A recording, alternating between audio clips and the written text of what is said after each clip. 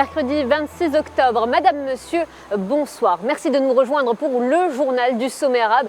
Je me trouve actuellement au CIC à Alger pour vous tenir au courant de l'actualité en direct. Et l'Algérie prend la présidence tournante du sommet arabe lors de la réunion préparatoire du Conseil de la Ligue des États arabes au niveau des délégués permanents et des hauts responsables.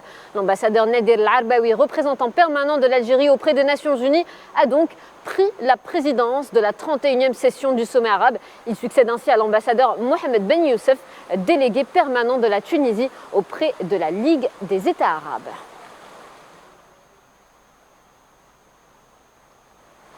Nadir El-Arbaoui, qui s'est d'ailleurs exprimé ce matin, il déclare que l'Algérie aspire à un sommet arabe consensuel reposant sur les constantes communes et traduisant les aspirations des peuples arabes à davantage de solidarité, de cohésion et d'intégration. On l'écoute. Nous voulons qu'il soit un sommet arabe consensuel, issu de constantes communes et reflétant les aspirations de nos peuples qui aspirent à beaucoup de solidarité, de synergie et d'intégration. Un sommet qui tire les leçons du passé et affronte collectivement les défis qui envisagent l'avenir avec une vision stratégique globale afin de renforcer la sécurité et la stabilité à la lumière de la construction de ponts de coopération constructive et positive avec nos pays islamiques et environnement africain. Nous avons besoin d'une approche renouvelée pour traiter notre ordre du jour d'aujourd'hui qui regorge de questions et problèmes politiques divers. Une approche efficace et positive qui nous permette collectivement et de manière consensuelle d'aborder ces questions et de soumettre des projets de résolution valables, pratiques et constructifs et recommandations au ministre des Affaires étrangères lors de leur réunion préparatoire au promoteur sommet arabe.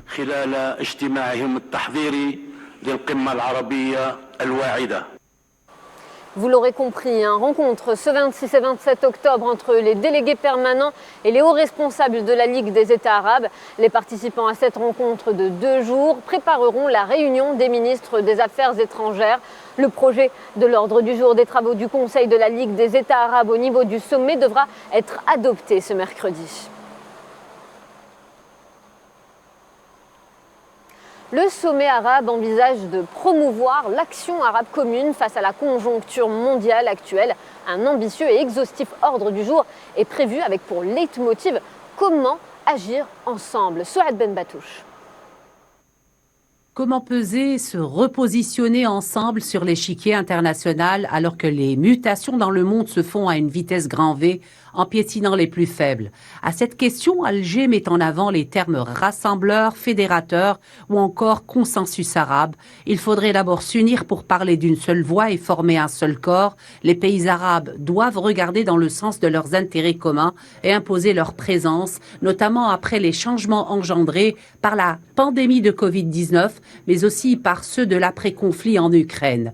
Avant d'évoquer la sécurité énergétique, alimentaire, hydrique ou encore les crises multidimensionnelles dans le monde arabe, la cause palestinienne se taille la primeur lors de ce sommet, avec en sous-bassement l'union des factions palestiniennes.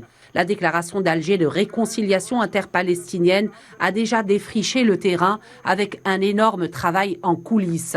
La Palestine, un dossier central. La nation doit une nouvelle fois s'unir et transmettre les ondes positives et le soutien nécessaire à un peuple en pleine résistance contre la colonisation sioniste. La nation arabe assiste justement à l'actuelle mise en œuvre de plans sionistes plus expansionnistes en Palestine, mais aussi dans les pays arabes à travers ce qui est appelé les accords d'Abraham, et ce sous l'œil conciliant des États-Unis. Un monde arabe dont les ressources et richesses sont très convoitées. D'ailleurs, certains États en ont fait les frais au nom de ce qu'ils ont appelé la démocratie et des printemps aux couleurs pastel et qui ont très vite viré au rouge sang. Et le secrétaire général adjoint de la Ligue arabe, Houssem Zaki, a pour sa part salué les efforts déployés par l'Algérie et les moyens qu'elle a mobilisés pour assurer la réussite du sommet arabe. Il souligne qu'il s'agit du premier sommet arabe zéro papier. On l'écoute. Je prends la parole en mon nom et celui du secrétariat général pour remercier et saluer tous les efforts émis par l'Algérie en matière de mise en place de toutes les capacités matérielles. Nous faisons allusion à la capacité de l'Algérie à avoir pu organiser un sommet arabe sans papier, une proposition faite par le secrétariat général qui a eu une réponse positive de la part de l'Algérie. Nous remercions donc l'Algérie pour avoir fourni tous les éléments technologiques et modernes qui permettront la bonne tenue de ce sommet afin de pouvoir servir la cause arabe et la cause des États membres.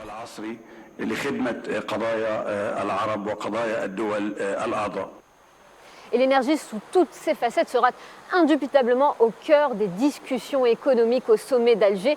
Qu'il s'agisse d'hydrocarbures ou de renouvelables, les pays arabes détiennent un énorme potentiel dans le secteur. Une prise de conscience est attendue du côté d'Alger en faveur d'une meilleure gestion commune des ressources énergétiques, notamment face aux transformations géopolitiques qui s'accélèrent. Rededim Batache. Plus de 43% des réserves prouvées d'hydrocarbures sont nichées dans le sous-sol des pays arabes selon des statistiques officielles. Principalement de l'or noir et du gaz, mais également des ressources non conventionnelles. Nul doute qu'un pan entier de la sécurité énergétique de la planète sera écrit en lettres arabes. Une sécurité énergétique qui s'invitera inéluctablement parmi les thématiques principales à débattre lors du prochain sommet arabe d'Alger. Car la situation actuelle qui prévaut sur la géopolitique de l'énergie l'impose. Le monde s'inquiète pour son avenir énergétique à la lumière d'une réduction escomptée de la dépendance qu'ont plusieurs pays vis-à-vis des approvisionnements énergétiques russes.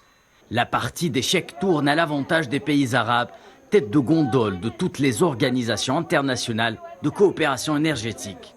Vers qui se tournera une Europe prise au dépourvu, qui pour assurer à la Chine une continuité et une diversification des flux énergétiques, des questions importantes dont le monde arabe détient la réponse à court et moyen terme. Le sommet d'Alger constituera de ce fait une plateforme pour les pays arabes afin de mettre en œuvre une feuille de route commune consacrant l'esprit de coopération et de développement intégré du secteur énergétique au sein d'un dialogue interarabe. Et c'est carte en main qu'ils pourront élaborer la stratégie commune pour affronter l'avenir, notamment en ce qui concerne la transition énergétique. Faut-il le rappeler, des pays comme l'Algérie détiennent également d'inépuisables gisements d'énergie renouvelable, d'origine solaire principalement, mais également en hydrogène, considéré actuellement comme le Graal du secteur.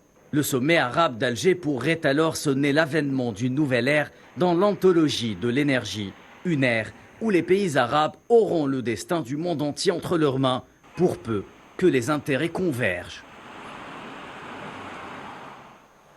Et pour rappel, les travaux du Conseil de la Ligue des États arabes au niveau des délégués permanents et des hauts responsables se poursuivent jusqu'à demain, jeudi. Les hauts responsables du Conseil économique et social tiendront une réunion préparatoire au Conseil de la Ligue des États arabes au niveau du sommet. Ces rencontres se tiennent en prévision de la réunion des ministres des Affaires étrangères, préparatoire donc à la 31e session du sommet arabe prévue à Alger les 1er et 2 novembre prochains. Et voilà, c'est la fin de cette édition. Merci de votre attention. L'actualité continue sur nos réseaux sociaux. Quant à moi, je vous retrouve demain, même heure, même chaîne, pour suivre l'actualité du sommet arabe ensemble. Bonsoir.